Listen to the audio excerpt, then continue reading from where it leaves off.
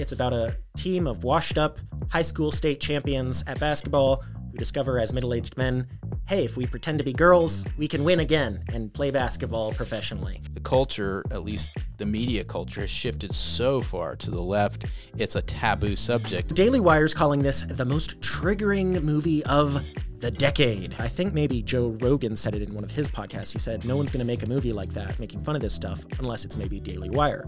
And so Jeremy Boring heard that, and he was like, well, if no one else is going to make it, then I guess that means we have a duty to make this movie. My overall take was it was a try hard. I hate to say that. If it's good, somebody hates it. That's true. If nobody hates it, it's not good.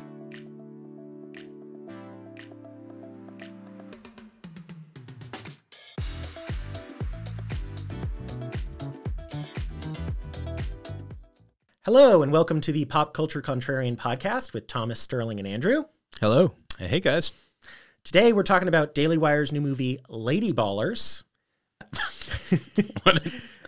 It's a funny name. It's a funny name. To give you a very brief synopsis of what this is about, it's about a team of washed-up high school state champions at basketball who discover as middle-aged men, hey, if we pretend to be girls, we can win again and play basketball professionally. Oh, my gosh. And that's pretty much all you need to know about this movie. Yes. All right, so Daily Wire's calling this the most triggering movie of the decade. So, guys, why did they make this movie? Why did they feel the need for this kind of comedy? Well, I think that Daily Wire, they're trying to be the new media version of what Fox did in the 90s. Yeah, well, they're actively comparing themselves to Disney. So. And, well, that too. And you know, new media is all kinds of stuff, you know, different formats, but also they're trying to kind of become like this media powerhouse for news and entertainment and all the stuff that is conservative. So part of that is trying to produce culturally relevant stuff that is either what people on the right want to see or actively the opposite of what the left is doing. Right. I think kind of the goal is to make a movie that's going to be a crossover hit, conservative or liberal or whatever. But, you know, their audience currently is conservative, so they're leaning in that direction. Right. Yeah, I would say that since mainstream entertainment, like Hollywood, Disney, have moved so far left, they've left a gaping hole in the middle. And here, they're just entering that space that a decade ago, this movie would have been, it really wouldn't, the only thing controversial about it would have been the idea that the ridiculousness of men coming in and saying, hey, I'm a woman, so therefore I should be able to play in women's sports would have been so crazy. Yeah. It would have been kind of funny from that standpoint, but because the culture, at least the media culture, has shifted so far to the left, it's a taboo subject. And so Daily Wire says, well, why don't we just step right in that big opening you left us and we'll take the ball and run with it or shoot it. Yeah. That's the idea. Yeah. So I think Jeremy Boring both directed and starred in this. I know he starred in it, obviously. He directed it as well. Okay, he did direct it. Jeremy Boring is the CEO of Daily Wire, I believe. Yes. I've actually listened to him do some podcasts talking about this movie and why he wanted to make it. And like, if you think back to the 2000s, you know, 2001 to 2009, this movie would have been completely lost in the Anchormans and the Talladega Nights and the, you know, all those other comedies. White Chicks. White Chicks, Dodgeball, Yep. all of these. Great movies, every single one of them. Very, very funny, crass comedies that are just kind of general appeal. You want to watch something that's just going to make you laugh and you don't have to think about anything. This fits in that vein of movie, I think, and that's what he wanted to do. But what he said was, what Jeremy Boring said on these interviews he's done is this idea of men dressing up as women and competing against women in women's sports is ludicrous. It's just ridiculous. And he was told, I think maybe Joe Rogan said it in one of his podcasts, he said, no one's going to make a movie like that, making fun of this stuff, unless it's maybe Daily Wire. And so Jeremy Boring heard that, and he was like, well, if no one else is going to make it, then I guess that means we have a duty to make this movie, because it should be made. This stuff should be ridiculed. So that's kind of the explanation he's given for why he made this movie. And it seems like the idea to the release date of this movie couldn't have been more than 6 months. It seems like it happened pretty fast. Yeah, I'd say it has the feel of being being rushed rushed. through. Yeah, yeah. It's Maybe not rushed so much as they had the momentum and they just quality was less important than getting it out there. Yeah, I didn't see this as like a Hollywood quality film. I mean, the quality was fine, but yeah, I think I couldn't have seen this on. I don't think I could have seen this on the big screen. I think aside from the political messaging, it meets the standards of movies that make it to the big screen or used to make it to the big screen. Maybe. Nowadays, we've moved more towards you got to have a big CGI fight in your movie or it's not going to theaters. But before that, I think this movie could have been on the big screen. I think it meets the formula you need for a movie of this kind. Maybe in technically. theaters. I would say, just my personal opinion, though, I think the quality was lacking. it needed more editing. It needed to be cut down to size. Yeah, I think you could have cut 10 minutes easily. Easily, yeah. Yeah. But I mean, for a first, this is kind of their first movie. It's their first comedy. They've done some yeah. horror movies. They've done some thrillers. Mm-hmm. Okay. They did one superhero movie even. Right. That was the Hyperions. I don't think I watched that one. Yeah, I think I made it 20 minutes in and didn't finish it. Yeah. Although it's got Carrie Ewells, who I love, so like I want to watch it. I just haven't gotten around to it. Yeah. Frankly, if I didn't have to watch this, I probably would have watched about 10 minutes of it. And we suffer for our art. Indeed. So if you're watching and listening, so be that's grateful for So that let's suffering. I guess we should just get into reviewing it and Yeah. talking about it then. Yep. Because Yeah. beyond what Daily Wire was doing, now we can kind of critique how they did. Mm-hmm. okay. Let's get into it. Yeah. My first critique, and there were parts that I really enjoyed, but I'm going to start with a critique. My first critique is I thought the beginning of the movie focused too much on Jeremy Boring's character, gave us too much information of his life, his personal life, his desire to win. We didn't need that. You know, you sold us a movie about making fun of guys dressing up as girls and competing against girls in basketball. Jump straight to that. Yeah. You don't really care about his relationship with his estranged wife or his daughter. I mean, you do learn to love the relationship between the father and daughter in this movie by the end, but I don't think it was terribly necessary. Yeah, I would agree with that. The whole, and, I think it's interesting. They say that character development is key, but which character? And yeah, he's the main character, but was it really about him? Like, did this really need to be about this coach? Right, agreed. I don't think it did. You could have picked and again, I don't remember these characters' names, but you could have picked the one who actually becomes confused by the end about whether he's a girl or not. Yeah. He would have made a decent protagonist, or the tall one who actually seems to have some kind of moral center and played center. So Literally. So Thomas, I starting one thing. I think the concept of having this coach going the coach, Jeremy Boring, going through a midlife crisis effectively. He's going through a divorce. His glory days of coaching are in the past, and he's struggling to try to find, ironically, an identity again. And I think that just outline of story is solid. I think as a script, like that's a solid basic script. Right. Now, how that was, played out, there's plenty to kind of criticize. I think they leaned too hard into some crass elements and some, kind of high school era level jokes, Locker room humor, jock joke, locker room stuff. There was almost too much of that. Agreed. The basketball players themselves were so stereotyped caricatures that it wasn't. They weren't even alive. Well, yeah, they were in the second half of the film. They were a little bit. I could appreciate them a little bit, but the beginning, they were just so ridiculous. You're just like, it's like they figured out what they were doing in the second half. Yeah, yeah, I agree. I think the first half is much weaker than the second half of the movie. Yeah, so that was the way was kind of challenge. So as far as the writing and how they put together, I think the critique on that part, I think was lacking. There was a lot of wanting there. When it comes to the individuals acting, now I don't think I recognize the Daily Wire folks, but they're not actors necessarily. Yeah, I think but we saw Jeremy Boring, of course, Matt Walsh, Brett Cooper, Michael Knowles. Michael Knowles and Brett Cooper were, in my opinion, the best part of the movie. They were hilarious. So they were definitely for not knowing who any of these actors were, the ones, especially the ones that were on the basketball team, The ones who aren't Daily Wire faces. right? Yeah. Their acting was fine. I Ben didn't. Shapiro. I didn't have a problem with That. So from when you, I think it was what you were saying earlier about Sterling. Sterling was saying. Sorry. How Sterling was saying earlier regarding how you could see this being a movie from the early 2000s or even I would say the 90s. Yeah, totally. It doesn't.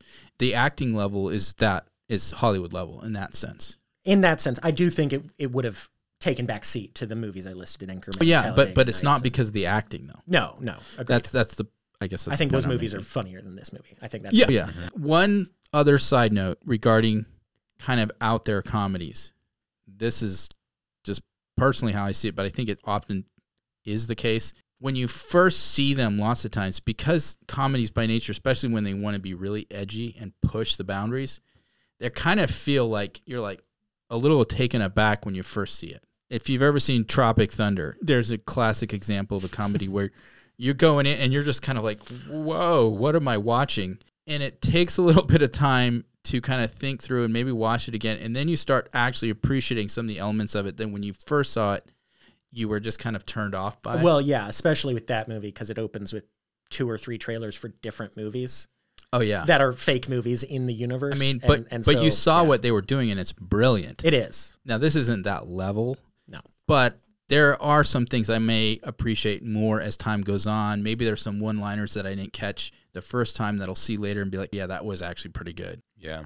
I did have moments while I was watching this movie where I burst out laughing. I wasn't clutching my sides. But there was a joke. It landed. I laughed. Mm-hmm. So, they succeeded on that front. They definitely could have been funnier, but it was funny. My overall take was it was a try hard. I hate to say that. So I'm not certain how far tryhards made it into the general lexicon. I know what that means. Do you know what that means, Thomas? Yeah. No. So to unpack that, well, I'll put this 2 ways. The first, I will say, it was like they were trying too hard to be funny and to check all the boxes for the funny things. And it was just it's kind of like that kid in school who like tells a bad joke and laughs really hard at himself. Yeah, they kind of overextended. They tried to do all the funny things when they should have narrowed it down and nailed a few. The other way I would put it is, and this might just be relevant to me, but it's like the homeschool kid who leaves home and then becomes very, very worldly. Yeah. And you can tell that I was trying to prove himself to like, yeah, I'm cool. I need to prove that I'm worldly and secular when it's like, no, you're not. I mean, you're doing the things, you're saying the words, you're doing the trends or whatever, but you're just trying so hard to do it. It's just not natural. In other words, you're being a poser. Yeah. Yeah. That's kind of what I felt like. I definitely felt that with the movie, especially with the, bikini clad girls in commercials and stuff. I was just like, it seems like Daily Wire is saying, see, we can objectify women too, just like Hollywood. And it's like, I don't think you needed to do that. I don't think that was unnecessary. Yeah. Yeah, Maybe they're trying to reach a broader audience and say, we're going to have some of the stuff you like here too, sex sells. I don't know that I like that. I'm not convinced that there wasn't that there was an attempt at a message there that maybe wasn't as well developed, because I don't think it was just, hey, we can be cool like Hollywood by doing this. I think they were trying to hit on something. It just didn't hit. Yeah, I agree that they were like the message at the end is especially these 2 guys. There's a set of twins Kane in the movie, Canes or whatever. Yeah, and they're real people, the Crane brothers and Crane Company or something like that. And they're used car salesmen in the movie. In real life, I think that's actually their name as well, but I don't know what they do. Are they real brothers in real life? I know they're not super fecundation, which is what they say in the movie. So they say that these twin brothers were the result of super fecundation, which if you don't know what that means. Word for me. I'd never heard that word before. It's what happens. It doesn't really happen with humans. I think maybe it's happened like one time, but it does not happen with humans. It happens with cats all the time though, which is what happens is a female adult cat can bear a litter of kittens with more than one father. Yeah, Which at are the same time. Right, right. So 6 kittens, 3 from one father, 3 from another. So cats can do that because their reproductive system works differently than humans. Humans can't really do that. But I think maybe there has been some like really weird circumstance where something like that happened once. But it's not something that happens in humans, but they have it happen in the movie twice, actually. First with these brothers who have the same mother and different fathers. And then they actually end up having twins with a different person together without meaning to. It's weird. Yeah, it's Crass. It's super crass and like unnecessarily so. And it just like gets into some weird sexual, some BDSM stuff. And Well, see, that's why? That's what. See, I think that's the point that I feel like they either missed on, because I don't think that was just thrown in to be like, hey, we can be cool. I think of the subject matter. We're dealing with transgenderism, which itself, just straight up, when you talk about what this is, it's like that is just insanity. Yeah. If you think about it. So it's almost like I think part of it was they were leaning into this idea of the craziness surrounding our sexuality. Mm-hmm. And so they had those themes kind of thrown in there. But the criticism is it wasn't clear that's what they were doing. It looked in some ways that you were like, are you just trying to show that you're not a bunch of prudes? I mean, Yeah. Right. So to what you were saying earlier, Sterling, about how this was supposed to be a crossover in a film, and it just isn't. Right. I think only conservatives are going to like this movie. Right, exactly. But maybe they were trying to do that there, and that was an attempt to do that, but it was never going to be a crossover film. It was never going to relate to people on the other side, even though those themes were played out in real time. Right. Because people on the other side of this issue just cannot laugh at transgenderism. They're incapable of it. To finish the point I was making earlier that I got distracted and never finished, I'm ADD. It happens, y'all. The Crane brothers, at the beginning, they're the biggest scumbags of the bunch. And then by the end of the movie, they learn to respect women a little bit more and stop treating them so much like objects. They're still not great people, but they've learned some of that lesson. And so, like, you have them posing for a commercial with girls in bikinis at the beginning, and then at the end of the movie, the girls are all wearing actual clothes. Yeah. So it's like, okay, all right. It was too There's subtle. some lesson there, but yeah, it was too subtle. Yeah. Yeah. So the things, I think you're right, where they were trying to make a point about these ideas, it's either too subtle or it's way too crass, or it's not obvious what the joke is about or what the deeper meaning is about. And then they're just trying so hard to relate to the secular culture and be like, hey, look, we can do this too, that it just feels forced to me. So let's talk about some more of the things we like, because there was this one kind of recurring bit throughout the movie that I enjoyed, which is with Michael Knowles and Brett Cooper, and they're playing TV anchors. And the kind of antagonist of this movie is a TV reporter, and she approaches Jeremy Boring and encourages him to basically convince his guys to dress up as girls so they can compete against girls. And her reasoning is basically, they're doing this anyway. We might as well get rich. I might as well make a name for myself. But I don't believe this stuff. So she's kind of heartless, cold, calculating. But anyhow. A journalist. A journalist, yeah. They make lots of jokes about how she's a journalist. You can't trust anything she says. Which is true. Which is true. But one of the first scenes where right after they've won their first game, the guys have triumphed while dressed up like girls against an actual girls team. They're being interviewed afterwards, I think, and Brett Cooper and Michael Knowles come on as TV anchors, and they're like, but don't you think they have, some advantages? And the journalist, of course, does this standard woke thing of effectively threatening to cancel them if they finish that sentence. And they both get really scared. And so the next time you see them, Michael Knowles' character is discovering, oh, I was actually 1 in 2048's Native American. So I'm an oppressed people, and therefore I can't be canceled. Yeah, both of them have discovered these minute little things that put them into the oppressed category. Into the hierarchy of oppression. And so Brett Cooper, near the end of the movie, is wearing this whole like Egyptian outfit, like Egyptian jewelry. It's not like actual clothing. And then Michael Knowles is wearing a full Native American warrior's outfit, Indian warrior's outfit. But Michael Knowles is introducing the final game of the movie. And Brett Cooper, after he finishes, says, "Why do you always get to speak first? It's just another example of the rampant sexism and racism in our society." And he turns to her, and this was just absolutely the funniest moment of the movie.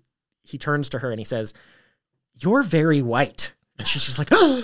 And of course, Brett Cooper is very white, but it was just a hilarious moment because that's like the worst thing one of these people could actually say to one of these other people. Plus, she's Snow White. She's literally playing Snow White. Yeah, that's pretty funny. Yeah. So what are some moments you liked in this movie, guys? Gonna have to think about that. All right, Thomas, do you have anything? Yeah, I think as I was saying earlier, I think this is a movie that will grow on me a bit. It's the first time you see it. I think part of the reason why the first time you see it is you're not familiar with any of these actors. And even Jeremy Boring, I know who he is, but I've never actually seen him outside of his commercials actually acting. Yeah, the actors have to convince you to the point where you see them as the character, not as an actor. Right. And so part of the reason comedies work with comedians, is you kind of have an expectation and kind of appreciate how their comedy works. Like when you see Will Ferrell, you know kind of what to expect with his comedy. And some people like it and other people can't stand it. Yeah. I think Elf is one of the best Christmas movies. I know people who hate it. Right. I like Elf. Yeah. So I think there's that element here of this is the first time we've seen these guys acting, and we're not sure what to think about it. And we're not sure, is he funny? There's things he said I thought were kind of funny, but so I think that element is part of the reason why it feels kind of raw, I guess I would say. But I felt like what they did was I think they stuck to their storyline pretty well. The second half was definitely better than the first half of the film. I think they have your classic kind of learning moment. There's the kind of like, this is why, guys being guys and girls being girls matter and are important, are good and is healthy and all these kind of things. Your kind of realization moment or growing moment for the characters. The climax and then the resolution. Right. Yeah. I thought that it was a good start or, comedy start film. It wasn't, there's some pretty crazy, really bad comedies attempts out there. Yeah. Like one in particular that I can think of because my grandfather was hired to fly a helicopter in the scene was Attack of the Killer Tomatoes.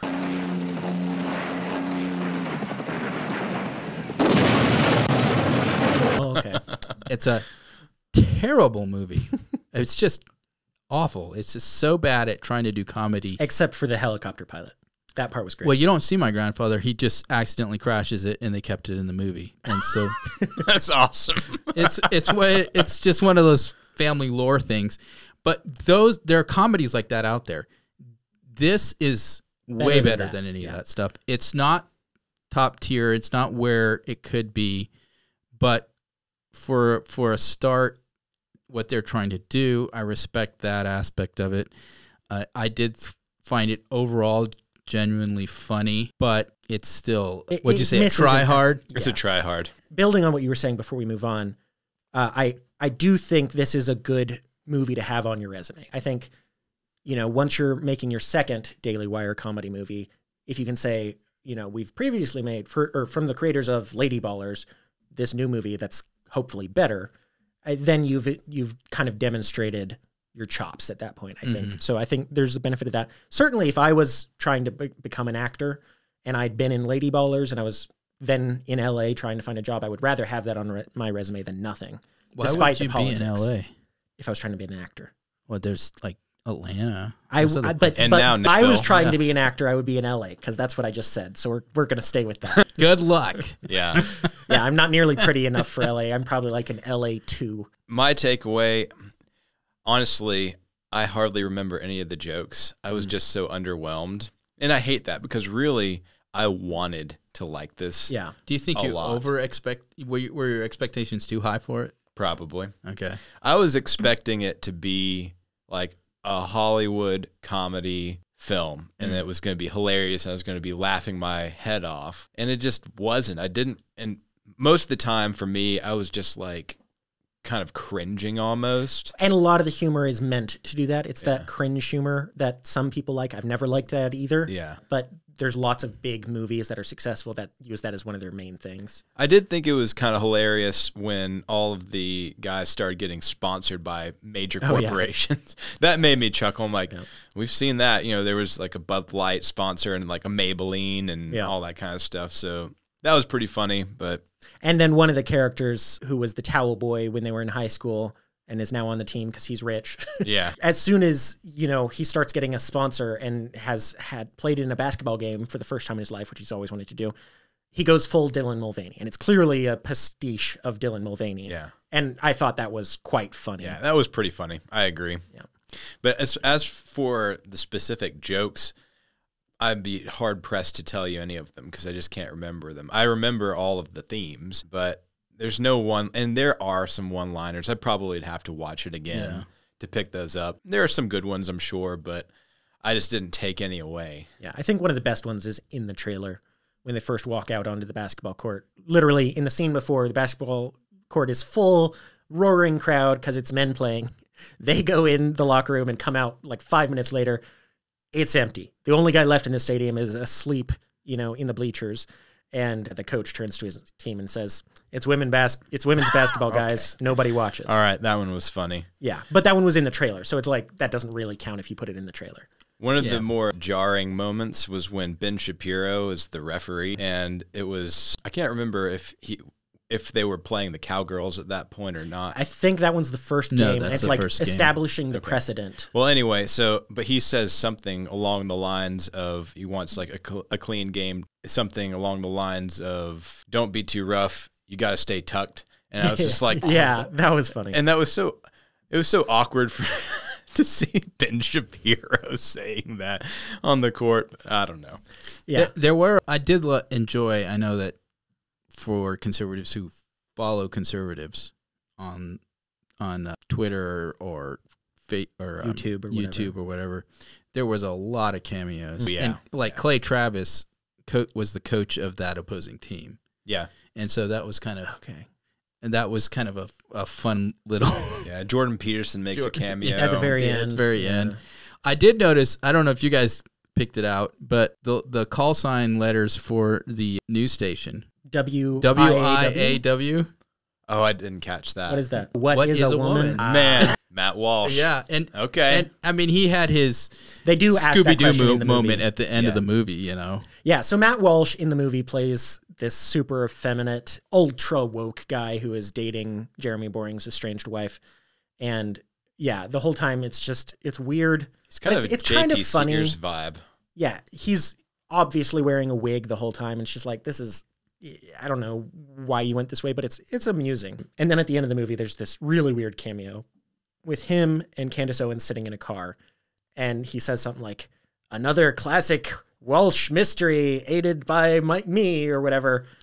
And Candace is like, I don't understand how anything you did improved the situation. And it's like, me neither. I don't get that joke. And they just laugh maniacally and Yeah. it pans down to the front bumper of the car. I'm just like, what? Yeah, I was like, what's the punchline here? Maybe it went over our heads. Maybe So.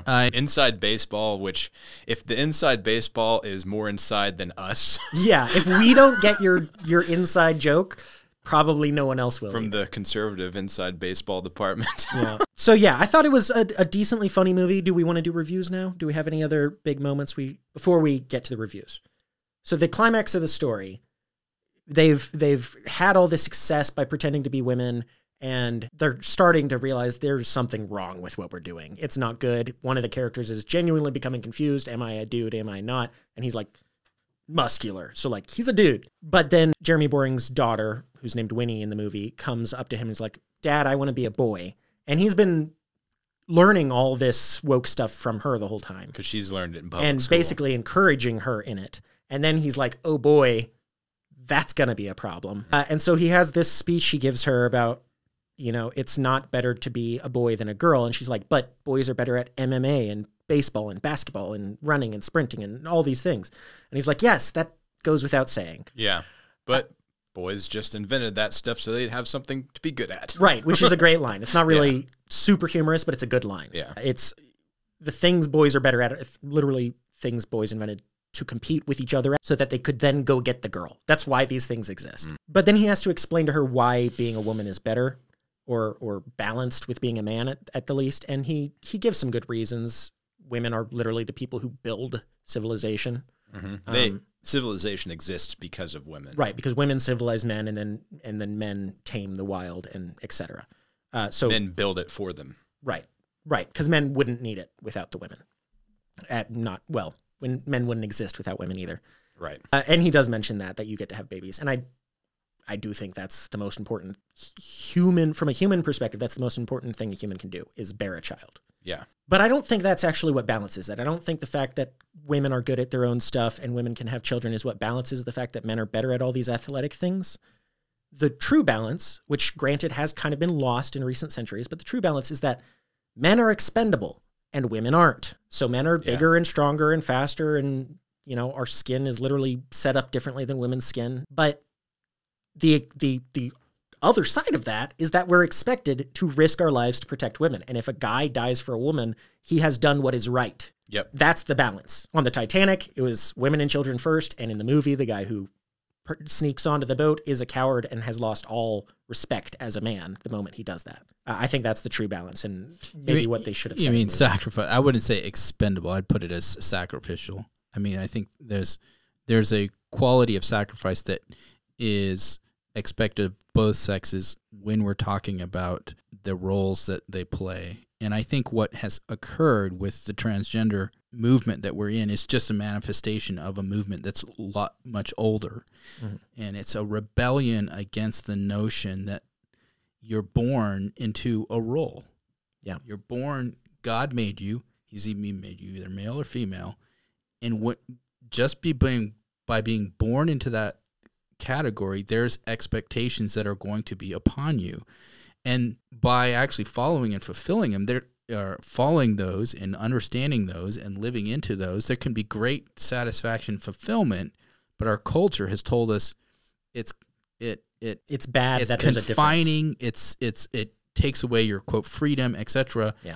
But what's resulted is the kind of the chaos that we're seeing, where you can define yourself however you want, and there should be no boundaries, and you should be able to have everyone say and celebrate you for whatever you feel. And we've stopped seeing men and women as a team and started seeing them as opponents. And so we've seen this kind of cultural crash. And I think so, the speech there where he's talking about, and he does mention childbearing. Well, yeah, that's very, very much an important aspect of the reason any of us exist. Everyone watching, listening, speaking in this room, anywhere on the planet except for the first two people ever, are only here because a woman gave birth to us. Yeah. Correct. Just on the male-female thing, it is a fact, and the left doesn't like this, and so that's why we've had so many problems, that just by being born, and you're born male or female, just in that moment, half, roughly, of all the avenues in life have been either open to you or closed to you because you're a man or because you're a girl. And so, yeah, you have less options, but that's not a bad thing. We are the most creative in a constrained environment. When you have access to everything, it's just like when you're browsing Netflix and you have the access of 10,000 different shows to watch and you end up browsing for 4 hours and watching nothing. You need to have some constraint. Well, in order to have an identity, you need to have an identity to which you have already been categorized within. Yeah. You can't truly make up an identity out of just pure thin air. We're not that creative. We're not. We're creatures, not creators. We make things with other things, but we ourselves are creatures. We don't create our hand. If we're born with a hand, we're born with our hands. We're born with these, these body parts that we recognize and we have identified and defined and everything. I mean, we call it science, and those are, in a sense, the guide rails or the boundaries that allow us to be able to live in this world. And when we get angry that we have those things that are actually good things that help us to navigate life and to flourish, when we get angry for those things, we end up destroying ourselves. And I mean, that's the sad thing we're seeing with these young kids that are being brainwashed into thinking they're in the wrong bodies and being now it's effectively told to destroy their bodies to like be in the right body. It's just as nonsensical as teaching kids that it's limiting and reducing their freedoms, that they have to eat every day and encouraging them to not eat ever again. That's just as nonsensical as telling a little boy that he can become a girl or vice versa. Yeah. Right. We were born man or woman, and we each have our defined roles, and they're different roles. And if we work together, we need each other. Oh, yeah. And we need each other to do those things that we were born to do. And despite its flaws, this movie hammers that point home, that men need women and women need men, and you can't go from one to the other, and that the world's better when you acknowledge who you are. In fact, not who you identify as. Yep. Yep. So, all right, I think it's time for reviews. Yeah, let's rate him. Andrew, I think you're going to be the harshest, so I'm going to start with you. Out of 10. Solid 3. 3 out of 10 for Andrew. I'm sorry. I wanted to like it. And, Thomas, you may be right. Maybe if I take a second look at it, it'll improve. But as of my first impression, I thought it was terrible. All right. 3 out of 10 for Andrew. Thomas? I'm giving it 3 more points. I give it a 6. Thomas gives it a 6. 6 out of 10. It's not in the upper echelons of comedies, but kind of like I was saying, I think there's elements that could grow. There may be familiarity can breed either contempt or appreciation. And in this case, it actually might breed more appreciation for some of what they were trying to do. I understand that they're still real raw with it, so I'm being a little bit generous. You're being nicer than me. But I mean, there were some genuinely funny moments, and I think it could be better. Yeah, I'm gonna go 5.5, just because for me, a 5 means you failed at as much as you succeeded at. I think they succeeded at a little bit more than they failed at, but they failed at too much for me to rate this much higher. I do think one of the things they succeeded at is they took a chance on their villain, the journalist played by Billy Ray Brandt. She's a TikToker. She's not an actress, but she talks about relationships and that men need women and women need men and we should respect one another. And so Daily Wire came across her from that, I guess. And they reached out to her and was like, hey, you want to do this? And she sent in an audition tape. And they were like, that's good for us. And I think she nailed it. I think she was I would have known that she was part of the movie. Yeah, I would have known that she'd not acted before. No, I actually didn't know that story at all. And so, yeah, I would have just said she was a regular actor or actress. Yeah, you can say actor now, apparently. We're not even supposed to say waiter and waitress anymore. It's just waiter. But that's woke land. Yeah, well, yeah, but it's... I'm going to say actress, that one might not necessarily be woke. I don't know. We'll see. It's woke. I'm saying actress. Okay. Aviatrix, too? Like what does that even mean? Female pilots? Well, that's a good point. Yeah. Anyhow, but Yes, I thought ma'am. she did a good job. It's ma'am. There were certainly parts of her character I didn't like, but that wasn't on her acting ability. That was on the script. So yeah, 5.5 her out of 10 character for me. was awful. And she was meant to be. Yeah. But some of the awful, I was just like, oh, I don't want to see that. Yeah. Yeah. She has this thing. She doesn't kiss. She licks the cheek of Weird, guys like instead. It's dominatrix stuff. I'm just like, yuck. So yeah, all right. 3 out of 10. 3 out of 10. 6 out of Sorry, 10. guys. 5.5 out of 10. Lots of room for improvement. I expect to see improvement in their upcoming works. I think this movie is going to be lower quality than some of their upcoming movies, and I think that's just a given from how much work those other projects are getting versus this one. I really want to see the crossover happen. This is like a crossover hit, you mean? Yeah, a crossover hit, something that everyone can watch, but still has the values that are important. Yeah, I think it could. I think the Pendragon Cycle series comedy itself is a really tough genre to succeed in. I mean, let's just take one classic, Dumb and Dumber. That one is classic. It's top comedy. All the ones that they've done subsequently. A lot of people don't like it, though. A lot of people don't like it. I think it's hilarious. I almost think that you have to have that with comedy. You have to have people saying that is no good, and you probably have a good one. Yeah. The subsequent sequels to that have been complete failures. Right. Even when they got, was it Jeff Daniels and Jim Carrey back for like 20, I don't know, wasn't quite 20 years later, quite a bit later. It was pretty close. Mm-hmm. To do a sequel. That one, you had all the same actors and everything, and it just bombed. Yeah. It just wasn't the same. The lightning was gone. So, just I have to throw this quote in because it ties so perfectly to what you were just saying. but there's a quote from a book series I like, and the line is, the fact that somebody hates a piece of art does not mean that that art is good. But the lack of anyone hating a piece of art means that that art is not good. Oh, yeah. So if it's good, somebody hates it. That's true. If nobody hates it, it's not good. Yeah. And I just thought that tied into what you were saying there. Yeah. One more thing. What's the next thing? Oh, go ahead. And then I want to make one more comment just about what the Daily Wire is doing.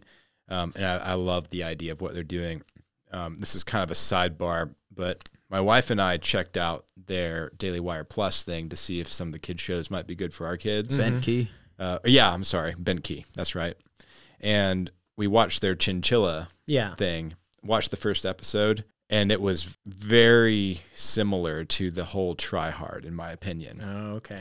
And which made me a little concerned that makes me concerned for some of the future. We'll see. So I don't think... It was very flat, like the character development in Chinchilla, at least. Like, it wasn't lovable. And this is coming from someone who, like, you know, I have 2 kids, you know, who are under 4 right years age old. to watch this. You know, we watch Bluey. Yeah. And that's like a sensation, and everybody loves it. And I've heard the chinchilla thing is kind of a knockoff of Bluey anyhow.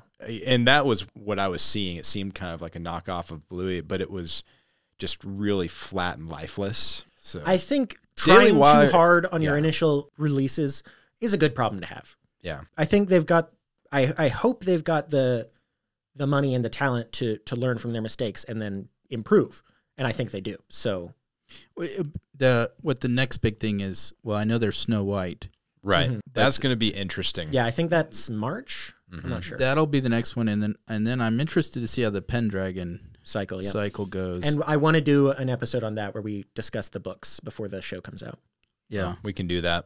But the only other kind of program from Daily Wire that I've watched was their Convicting of a Murderer series, which was a response to Netflix's Making of a Murder. And now that's a docu-series. Is that what they call it? Documentary series. Now that was excellent. Okay. And so that was as high quality as Netflix or anybody else does. That's a little bit more in Daily Wire's wheelhouse. It is, though, because that is, you know, the kind of thing that they've been doing, and they know what to do, and it's more newsy. I will say, just while we're talking about the other things they do, I do think, you know, when you have a late show host, they always have their monologue at the beginning. I think Andrew Klavan's monologues are about as funny as anybody's. Oh, yeah. They're great. Yeah. So he releases episodes Friday nights, I think, and he does a monologue at the beginning, and they're always funny. Yeah. I like Andrew Klavan. Yeah. He made a cameo in Lady Ballers and so as well. did his son, actually. Really? Yeah, his son was the second ref. Okay. Yeah. Nice. There was a ton of them. There was Seth Dillon from Babylon B. Yeah. Good. And Ted Cruz, of course. He was. Now, I would say one thing. This is my last thing to say to him. If you're going to do another comedy, Daily Wire, lean heavy on Babylon B. Oh my gosh, yes. Because they're the funniest people alive at the moment, it seems like. Babylon B, oh my gosh. And I don't know if they have added some new staff in the past like quarter, but holy cow, they're hitting good. Yeah. They are. I've thought they were just hilarious from like the moment I discovered them a few years back. Like, but my Facebook really page at this point now. Is basically just me resharing Babylon B headlines. Guys, go check out Babylon B if you haven't already. I'm sure everyone listening or watching this has, but if you haven't, you're going to love it. Right. If you like us or the Patriot Post, you will love the Babylon B, I think. Yeah. Yeah. So, all right. I think we covered Lady Ballers pretty well. Lady Ballers is a movie about a group of guys who realize they can pretend to be girls and then have their old victory in basketball again. And it markets itself as that. It's absolutely what you see is what you get. I'm going to throw this little caveat in here, this little Sterling's hot tip of December, that there's a lot of movies coming out right now that aren't marketing themselves as what they are. There's 3 in particular, and you won't see this in any trailer, but there's 3 upcoming movies that are musicals, and they won't say it in the trailer. The Wonka movie is a musical. The Color Purple movie, which they're advertising as a bold new take, is a musical. And then there's a Mean Girls musical coming out early next year. And they're not mentioning that it's musicals. So that's just, they're not being honest in their advertising. Daily Wire was honest on this one. They were honest. Maybe they should make a musical. Maybe they should. Daily Wire musical with oh boy, can you imagine all those cameos, but they're singing. That would actually be hilarious. Ben Guys, Shapiro make a trying to musical. sing a musical. Please make a musical with Ben Shapiro singing. That would be funny. All right. I think we've talked the movie to death. Not much more to say. Our reviews were 3 stars out of 10, 6 out of 10, and 5.5 out of 10. And that's our episode. The Pop Culture Contrarian is brought to you by The Patriot Post. The Patriot Post is the oldest conservative online news digest. It can be found at patriotpost.us. We hope you'll tune in next time. Bye. See you guys.